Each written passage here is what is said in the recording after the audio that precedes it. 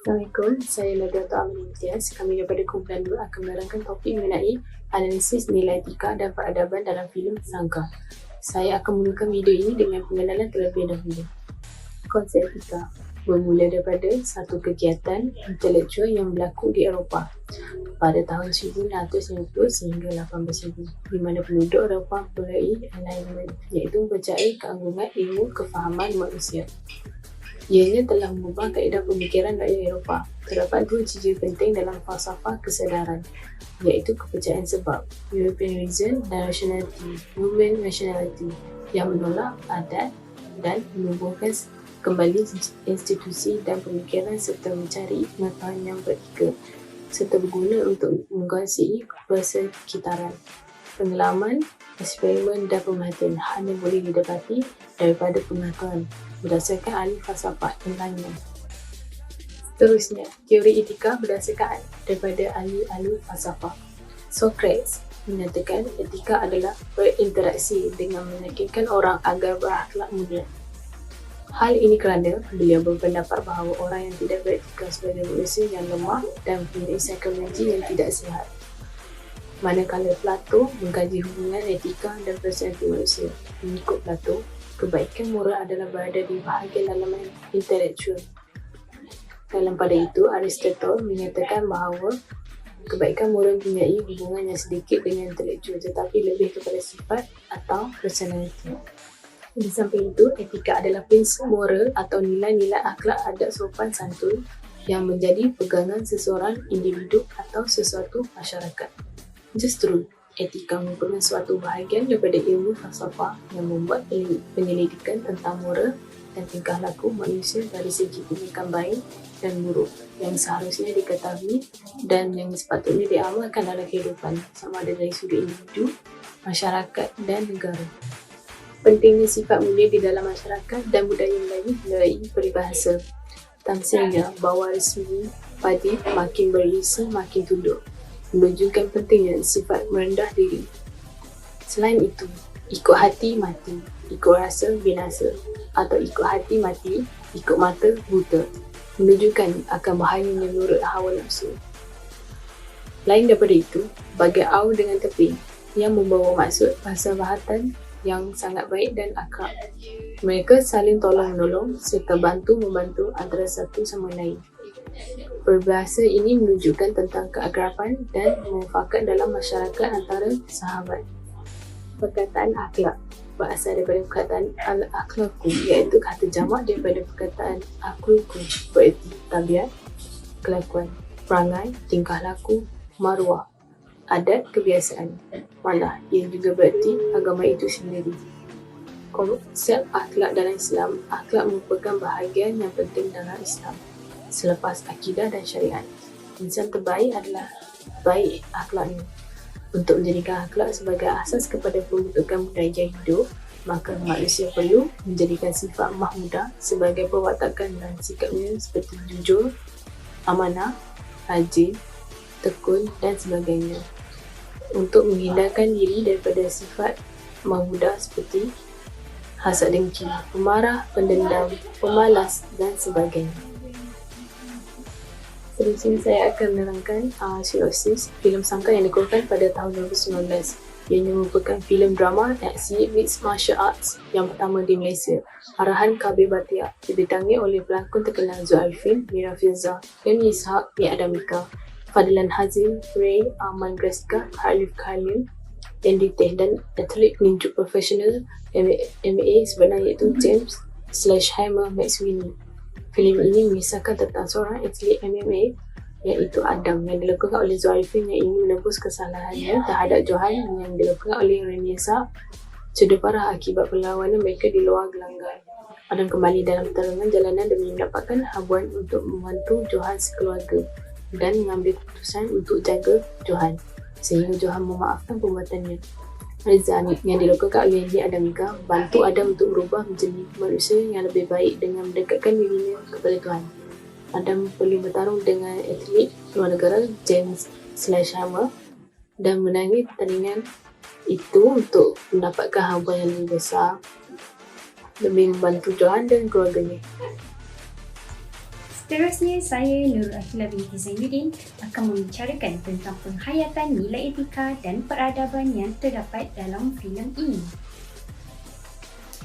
Etika dan peradaban semakin penting seiring perkembangan zaman. Setiap individu tu perlu menghayati etika dan peradaban sebab ia adalah asas penting dalam pembentukan sesebuah negara. Pemahaman kita tentang etika dan peradaban ni kena pupuk sejak kecil kerana ia akan membawa perubahan dalam masyarakat dan juga pembangunan ekonomi. Dalam filem ni juga adanya penghayatan nilai etika dan peradaban supaya kita dapat fahami dan pelajari mesej yang hendak disampaikan. Filem ni dia sentuh aspek nilai dan peradaban dalam dunia Muay Thai yang mana nilai tu boleh pengaruh tingkah laku kita dalam kehidupan realiti.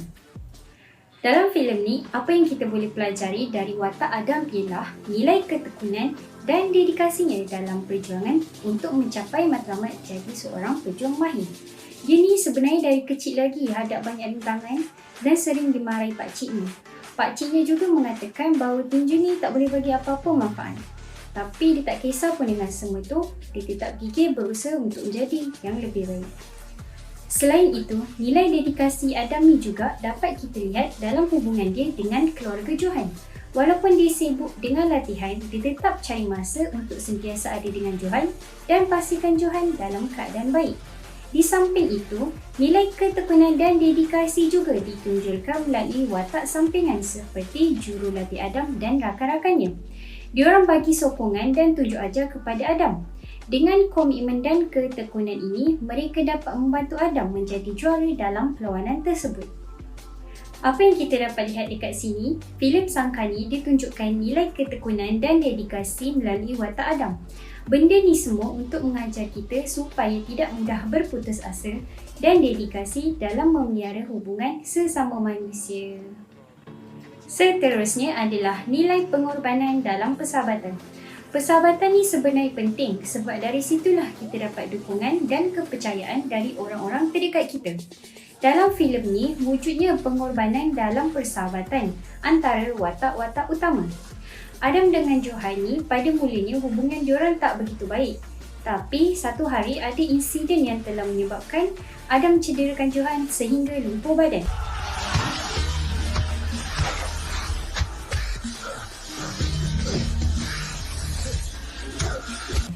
Daripada situlah terjadi hubungan persahabatan kukuh antara diorang.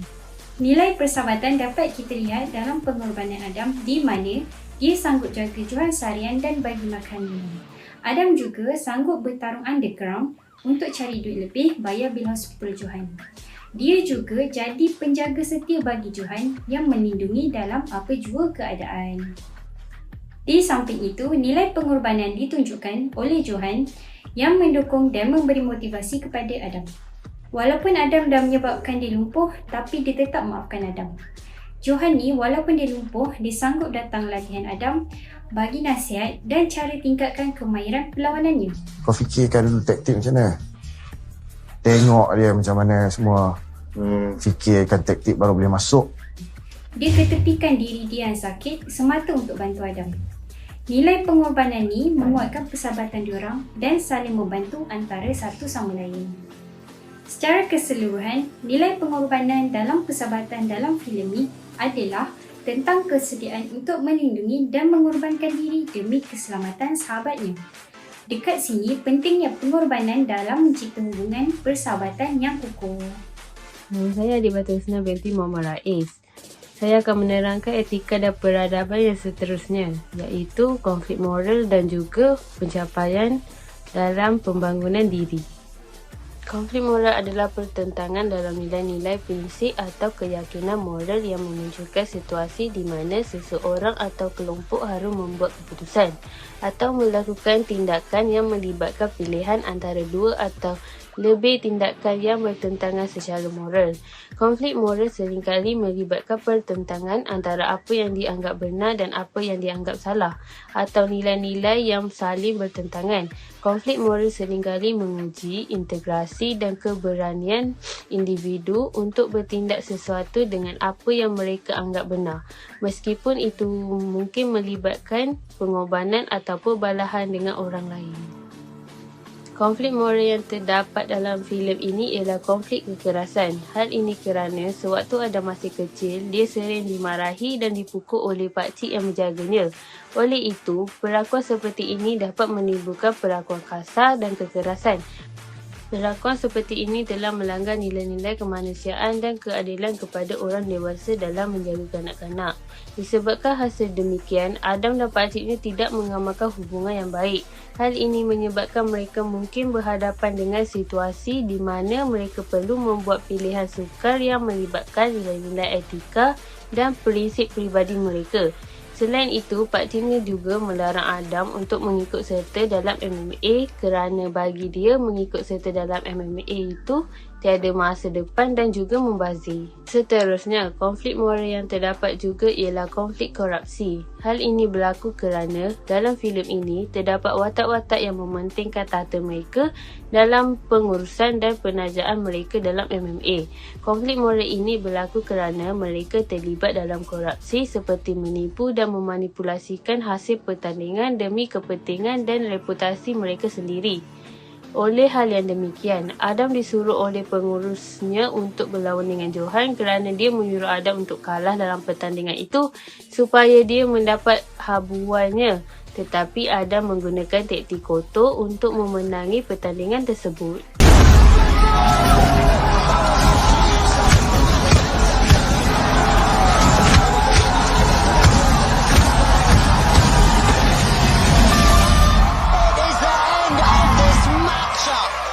Pusingan sudah tamat dan perlawanan juga sudah tamat. Kemenangan kepada Adam the Ace. Pencapaian dalam pembangunan diri merujuk kepada perkembangan dan perubahan positif dalam pencapaian seseorang dalam diri. Ini melibatkan pertumbuhan personal, pembaikan kualiti hidup dan pengembangan potensi dalam diri individu. Dalam filem ini terdapat beberapa pencapaian dalam pembangunan dalam diri seperti pencapaian kendali emosi dan pencapaian kematangan. Dalam pada itu, pencapaian kendali emosi juga dapat dititik beratkan kerana sebagai peninju jalanan, Adam juga seringkali dipenuhi oleh kemarahan dan impulsif. Namun, melalui latihan dan pembinaan dalam MMA, dia belajar untuk mengendalikan emosinya dan tidak membiarkan amarahnya menguasai diri. Dia belajar untuk lebih fokus, mengendalikan impulsifnya dan membuat keputusan yang lebih bijaksana dalam pertempuran dan kehidupan sehariannya. Sementara itu, bagi pencapaian kematangan pula, Adam tumbuh sebagai individu yang matang selama perjalanannya di MMA. Dia mengalami perkembangan dalam pemikiran strategik, mengambil keputusan dengan lebih rasional dan pemahaman tentang akibat dari tindakan yang diambilnya. Adam juga belajar menghargai nilai-nilai seperti keluarga, persahabatan dan integrasi yang membantunya menjalani hidup dengan lebih bertanggungjawab dan beretika. Dengan berbuat sedemikian, pencapaian-pencapaian dalam pembangunan diri ini dapat memberikan perubahan positif kepada setiap individu. Pencapaian kendali emosi dalam proses yang berkelanjutan dan memerlukan kesedaran diri, latihan dan pembelajaran dan dapat memperkuatkan kemampuan untuk mengelola emosi dengan bijak. Akhir sekali, pencapaian kematangan melibatkan perkembangan dan pertumbuhan yang komprehensif dalam berbagai aspek kehidupan. Ini dapat meningkatkan kemampuan untuk berfikir secara rasional, mengambil keputusan yang bijaksana, bertindak dengan bertanggungjawab dan menjalinkan hubungan yang sihat dengan individu lain. Assalamualaikum, nama saya Sarah Kristina binti Nur Azam Shah. Saya kelas AD 04. Seterusnya, saya akan bincangkan tentang impak filem Sangkar ke atas masyarakat Malaysia. Yang pertama ialah timbul rasa bertanggungjawab dalam diri seseorang. Di dalam salah satu babak, Adam dengan secara tidak sengaja telah mencederakan Johan sehingga Johan lumpuh seluruh badan. Dan secara tidak langsung, keluarga Johan telah hilang sumber rezeki yang utama. Adam tidak tahu bahawa kecederaan yang dialami oleh Johan merupakan kelakuannya sendiri kerana Adam berada di bawah pengaruh alkohol pada mulanya. Insiden tersebut telah membuat Adam merasa bertanggungjawab atas perbuatannya sendiri dan tidak dapat memaafkan dirinya. Untuk menebus kesalahannya, Adam mula bertarung secara underground dan habuan yang didapatinya akan diberikan kepada keluarga Johan. Sikap bertanggungjawab ini amat penting dalam diri seseorang.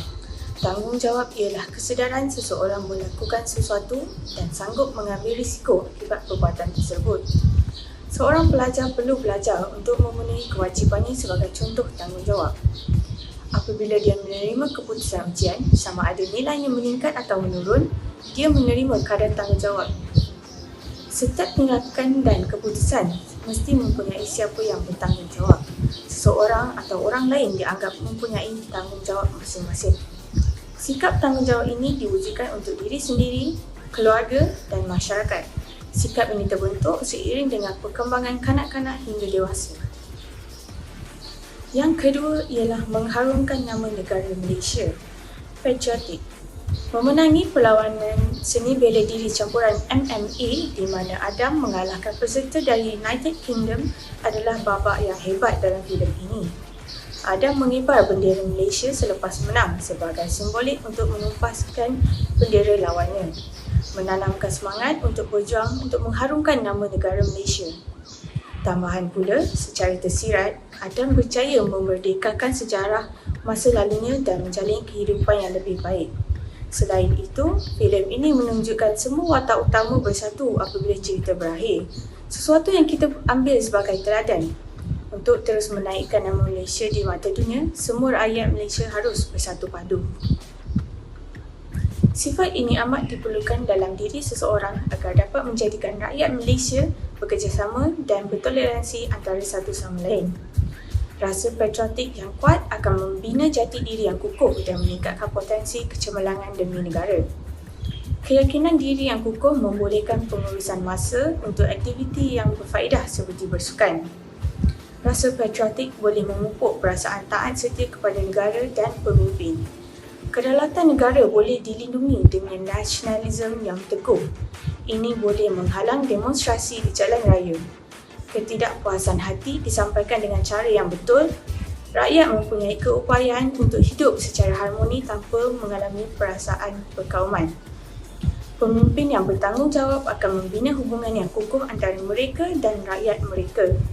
Keadaan ini pasti membolehkan dasar kerajaan dilaksanakan dengan mudah. Nama saya Aida Adila binti Abdul Rani dan saya akan menerangkan tentang impak seterusnya. Impak filem Sangka ini terhadap masyarakat di Malaysia adalah dengan kesedaran terhadap kesan dari segi isu keganasan. Seperti yang kita tahu, isu keganasan tidak lagi asing dan kerap terbentang di dada-dada akhbar.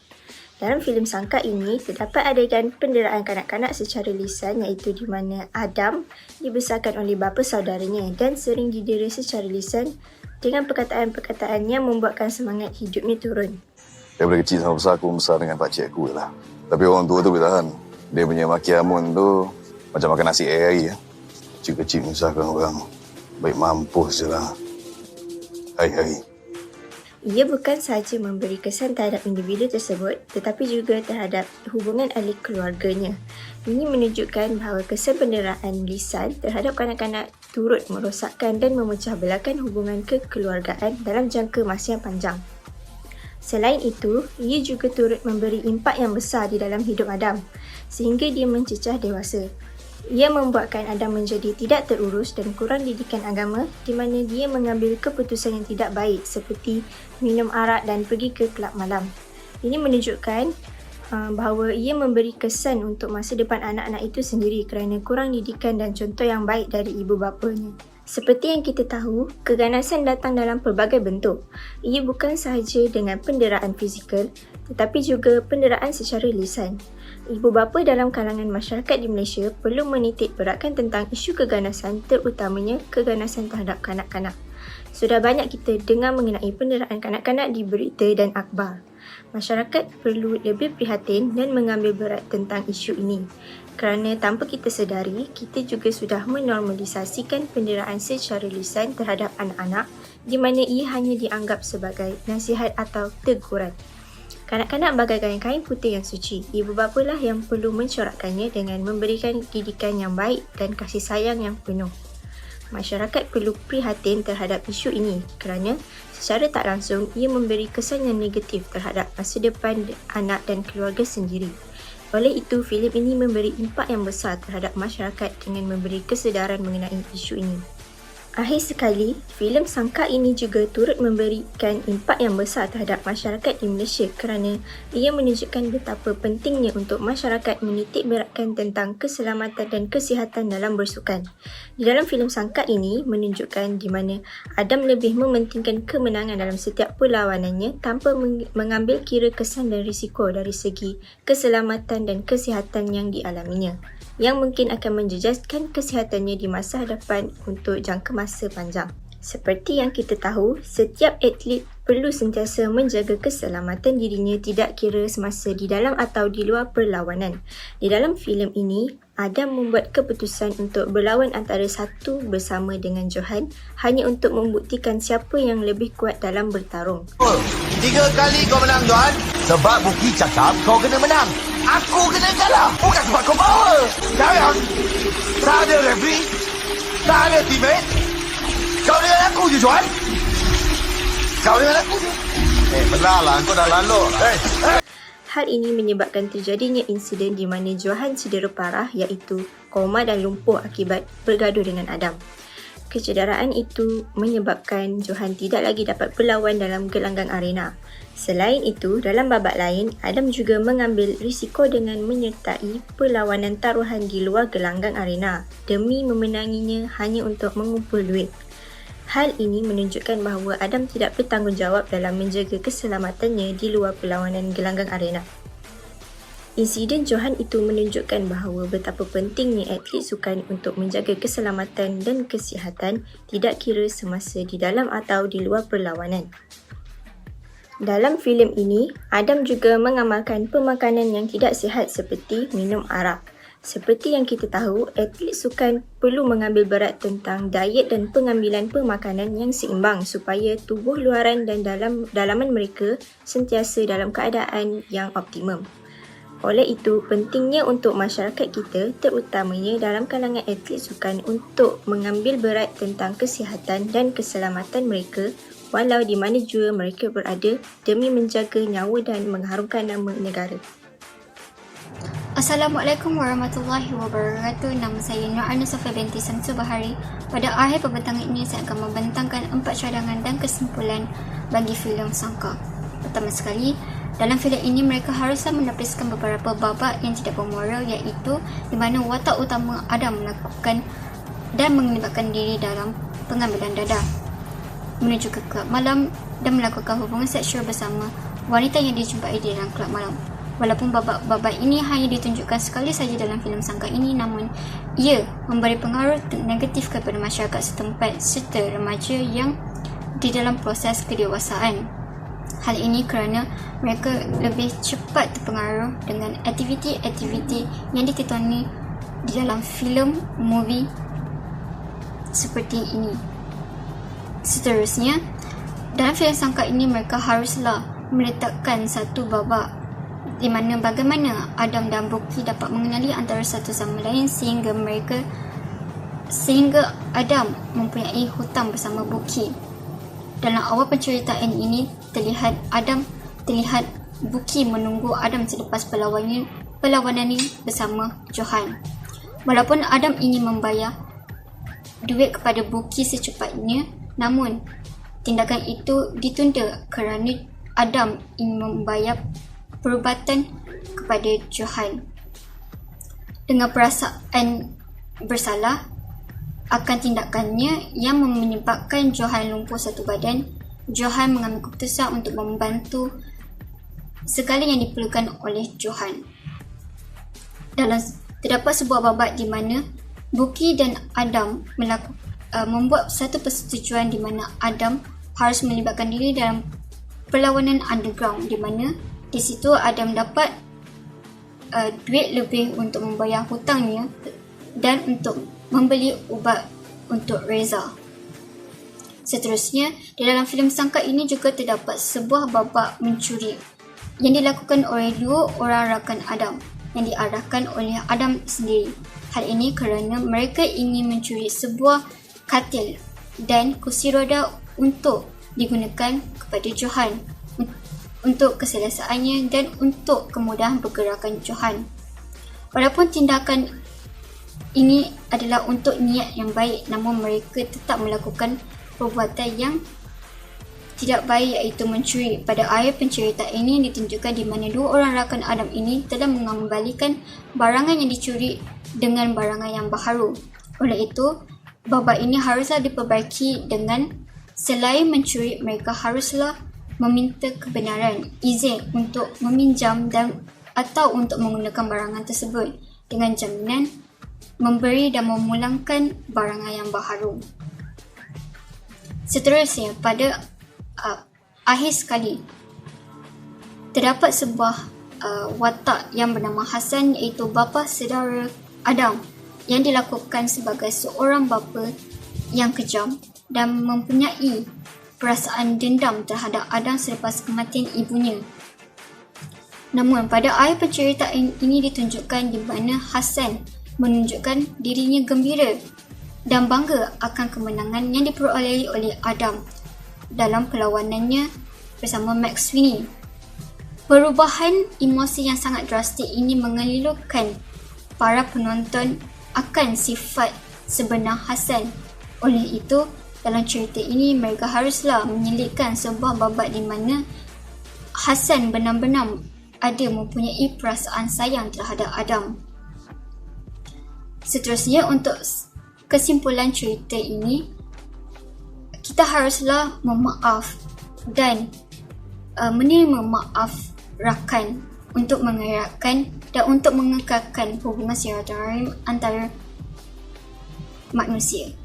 Seterusnya, kepercayaan antara satu sama lain, di mana Johan percaya akan tindakan Adam untuk menjaga Johan ketika dia lumpuh, dalam membersihkan